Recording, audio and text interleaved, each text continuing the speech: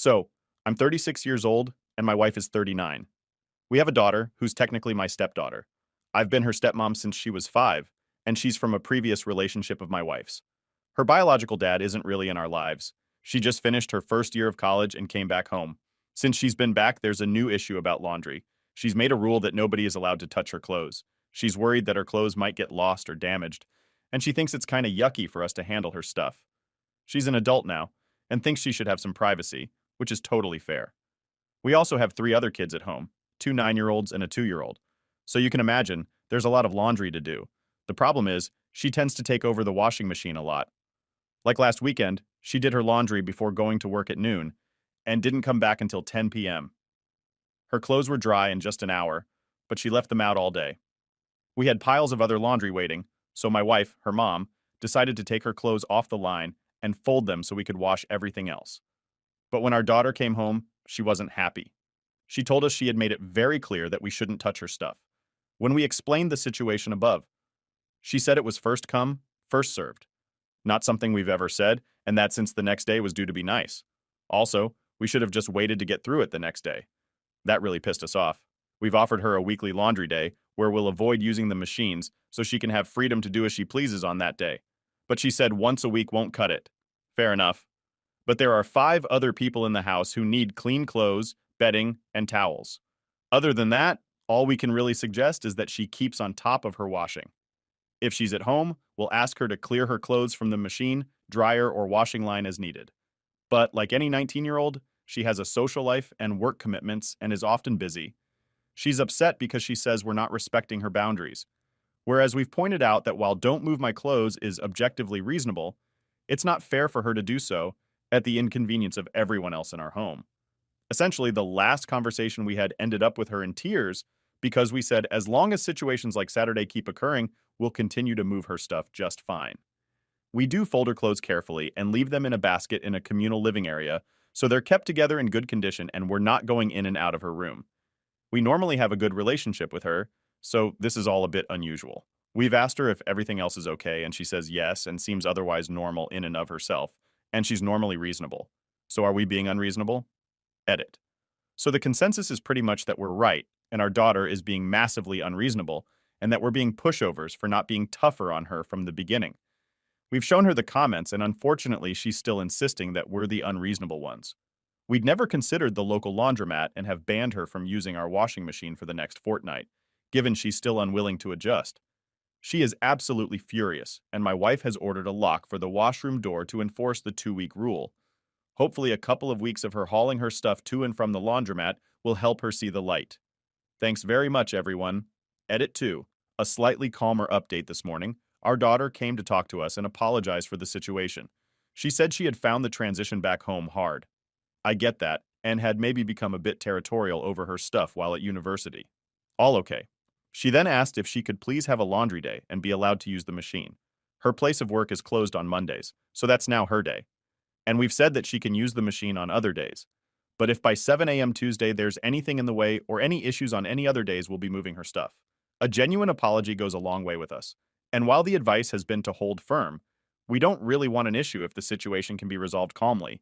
We've also made it clear that if her things do have to be moved on any day other than Monday, which is totally hers, and we get any grief about it, we'll go back to a 2-week ban. And there's no going back.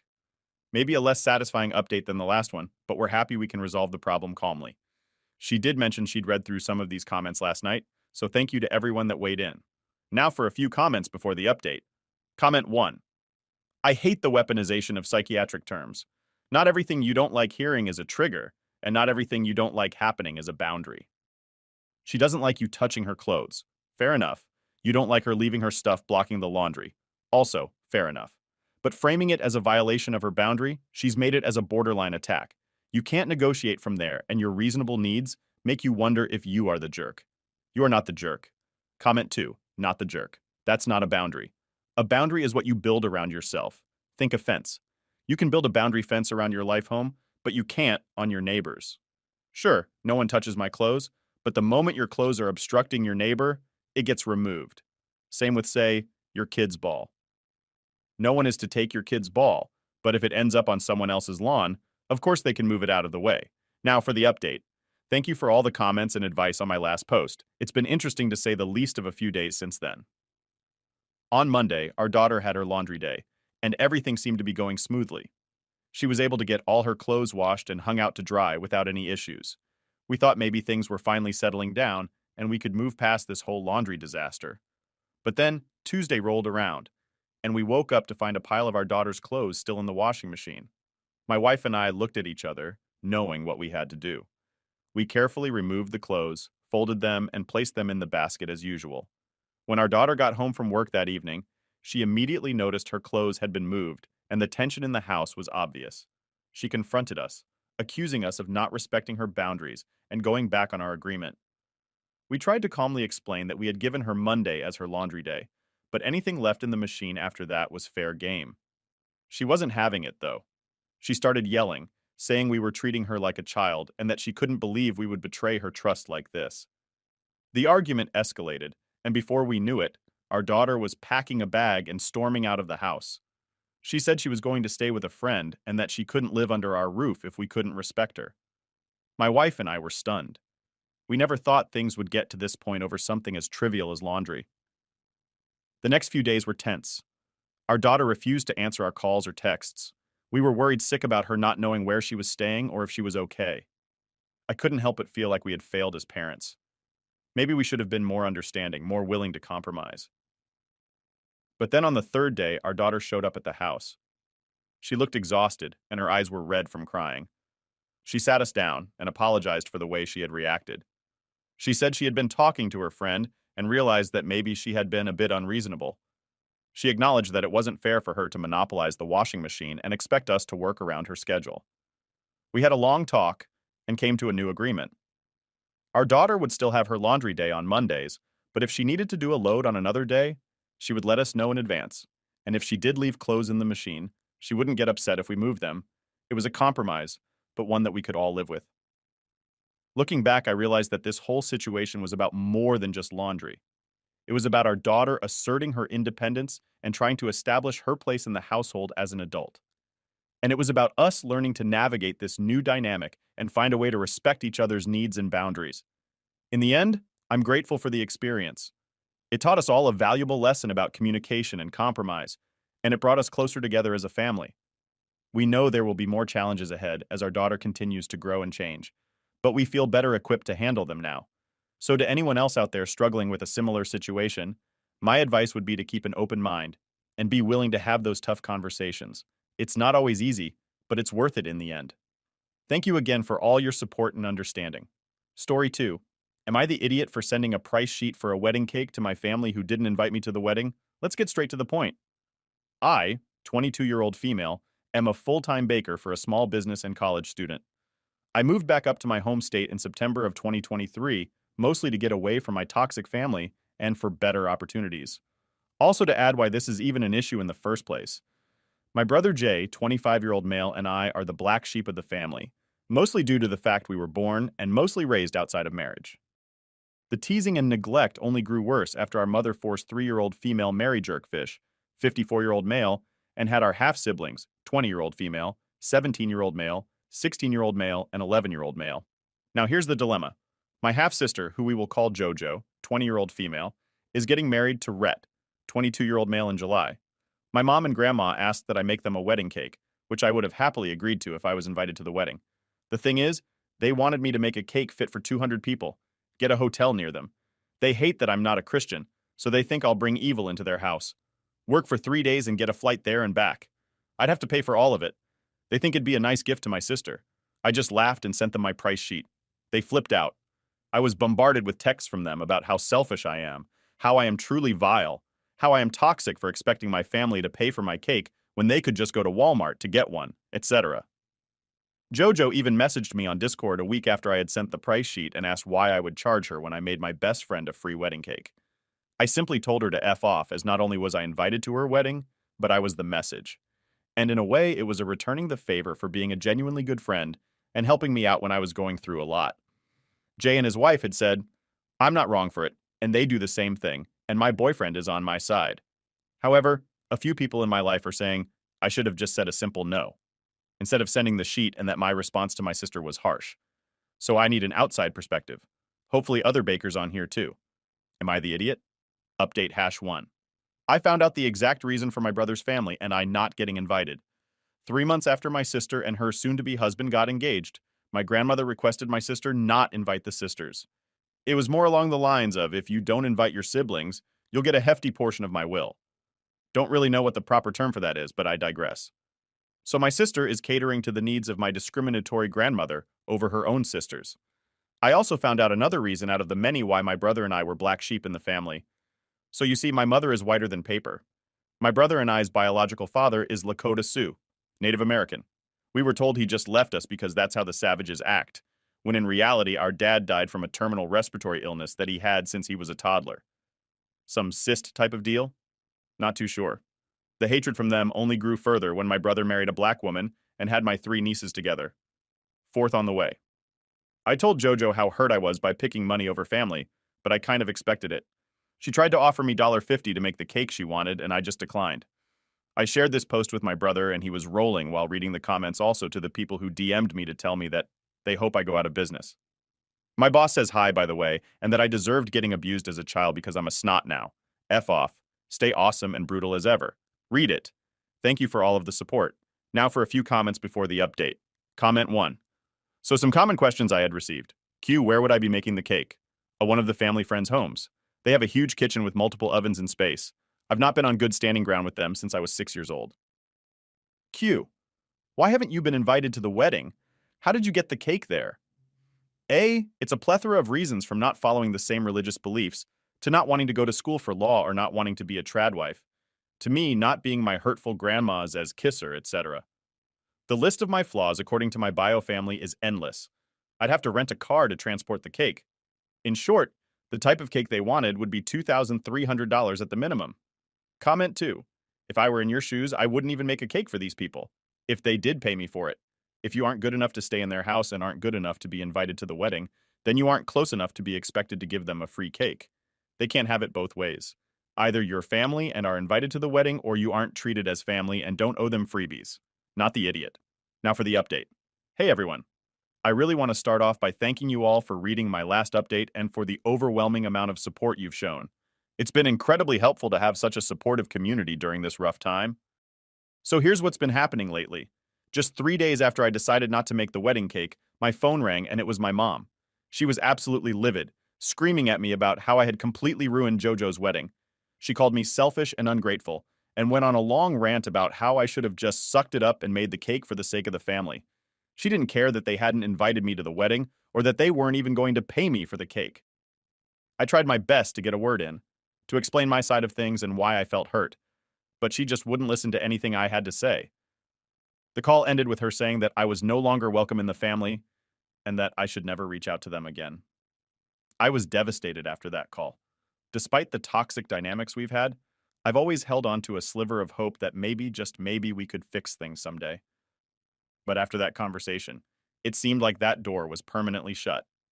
I spent the next few days just going through the motions, barely able to focus on work or even keep up with my studies.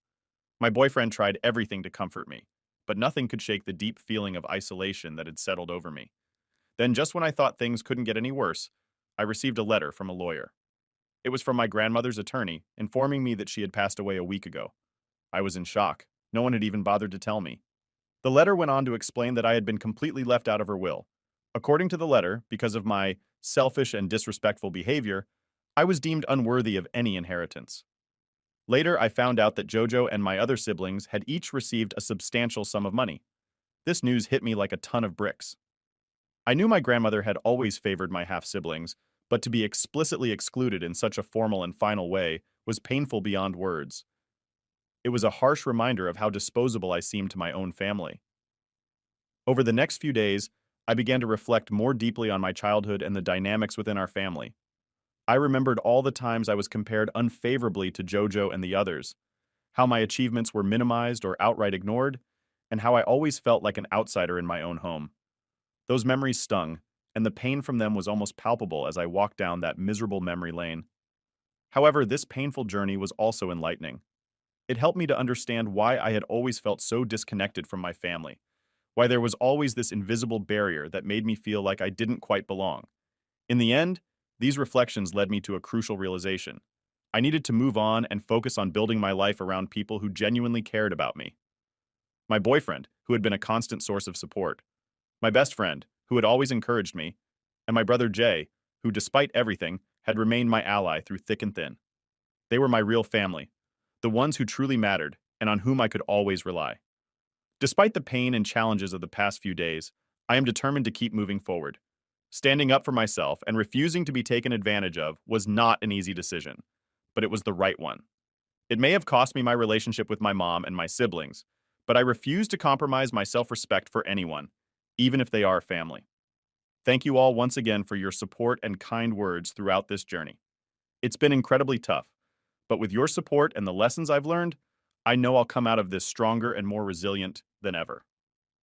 Story 3. Am I the idiot for cutting off my mother after she criticized my wealth while I adopt her toddler? I, 34-year-old female, have a difficult relationship with my mother. She had me when she was 17 and was addicted to various substances while I was growing up. She would leave me with whoever would watch me for days on end, and I ended up mostly raising myself. I left home at 16 and stayed with various friends until I was able to get my own place. At 25, I met my now husband and we got married 3 years later. His family is the complete opposite of mine. They are incredible, loving, and warm. I honestly consider his parents as my own and call them mom and dad. They happen to be quite wealthy, but that isn't something I care about. I only mention it because it matters to the story. Last year, my mother reached out to me after a decade of not speaking to her. She wanted to reconnect and introduce me to my 2-year-old sister. I was confused because I didn't even know she had been pregnant. It turns out my sister was a surprise late in life. I thought maybe my mother had changed and wanted to ensure the well-being of my sister. At first, it seemed like things had changed and she was trying. This illusion lasted for the first few visits over 6 months. Then she broke down and told me she couldn't handle it anymore. She asked me to take my sister. My husband and I had a long talk about it. We had been struggling with fertility and had been considering adoption anyway. We decided that if we were going to do this, we would do it properly. We had his family's lawyer ensure that it was a legal and airtight adoption, which took several months. My in-laws adore my sister and consider her their granddaughter. They even set up a trust fund for her.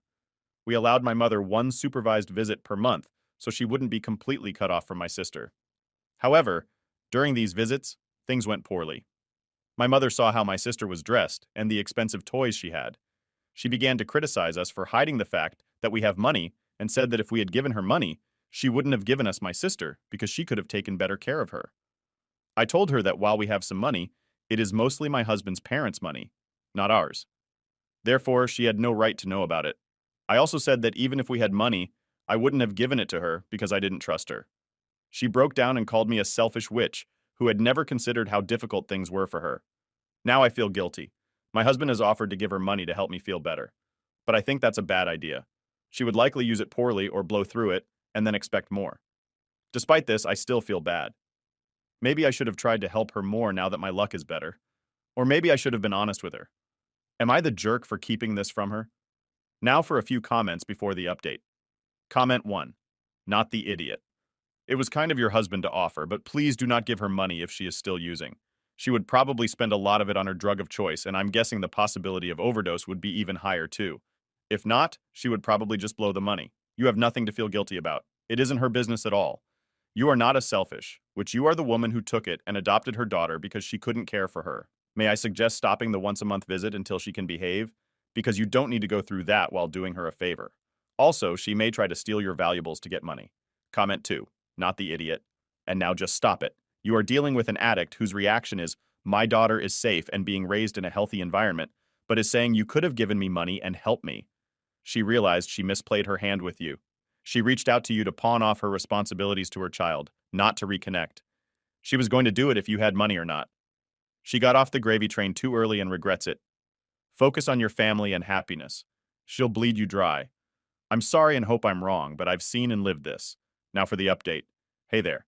It's been a rough 3 days since I last shared my story with you all. The day after I posted, my mother showed up at our house unannounced, banging on the door and screaming for us to let her in. She was clearly high on something and causing a huge scene. I tried to calm her down and talk to her rationally, but she just kept yelling about how I had stolen her baby and ruined her life.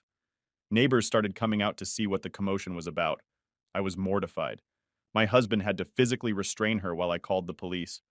They arrived and took her away for disturbing the peace and public intoxication. The next day, a social worker showed up at our door. Apparently, my mother had filed a complaint claiming we had kidnapped my sister and were unfit parents. The social worker had to do a home visit and interview us. It was nerve-wracking, but thankfully everything checked out, and the social worker could see my sister was in a loving home. Just when I thought things couldn't get any crazier, I got a call from my mother-in-law. She told me my mother had shown up at their country club ranting to anyone who would listen about how her rich daughter had stolen her baby. She even cornered my father-in-law in the locker room, begging him for money. Security had to escort her out. My in-laws were horrified and embarrassed. I felt terrible that my family drama was affecting them. In the midst of all this chaos, I started reflecting on my childhood and my relationship with my mother. I remembered how when I was 7, she left me alone in a motel room for 2 days while she went on a bender. I survived on vending machine snacks. Another time, when I was 12, she was so high she didn't notice I had a raging fever. I ended up in the hospital with pneumonia. There were so many instances of neglect and trauma. I realized I had buried a lot of anger and resentment towards her. Part of me felt obligated to help her now that I was in a better place. But a bigger part of me was still that scared little girl who couldn't count on her mom. My husband could sense I was struggling. He sat me down and reminded me that none of this was my fault. I didn't know my mother anything. My only obligation was to protect my sister and give her the stable, loving childhood I never had. His words really resonated with me. I knew in my heart that giving my mother money or access to my sister would only enable her destructive behavior. I had to put my sister's needs first, even if that meant cutting my mother off completely. So that's where things stand now. We've decided to cease all contact with my mother and are looking into getting a restraining order. It breaks my heart, but I know it's for the best. I'm just trying to focus on being the best mom I can be to my sister. We're signing her up for toddler ballet classes and taking her to the park every day. Seeing her happy and thriving reinforces that we made the right choice in adopting her. This whole experience has been eye-opening. It's made me realize how much trauma and baggage I still carry from my childhood. I've decided to start seeing a therapist to work through those issues. I want to break the cycle of dysfunction and be the mom I never had.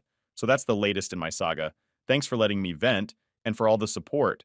I'll keep you posted on any new developments. Here's hoping things settle down from here on out. If you like this video, you'll probably like these too. Also, while you're here, please consider subscribing. It's your support that keeps this channel alive and allows me to make better and longer videos. Have a great day.